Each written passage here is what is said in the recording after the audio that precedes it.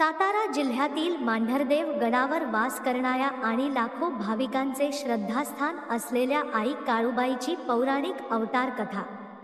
देवीने कसा केला लोभासूर राक्षसाचा वध आणि गडाला मांढरदेव नाव कसे पडले, हे अवघ्या 30 सेकंदात नक्की पहा।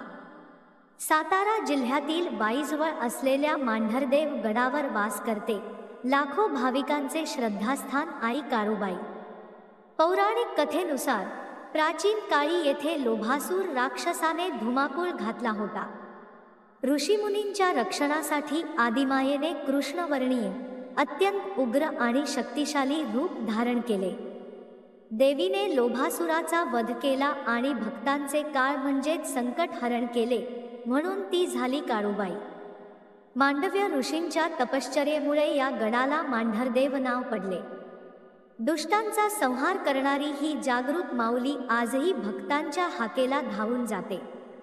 श्रद्धेने बोला, काळूबाईच्या नावानं चांगभलं।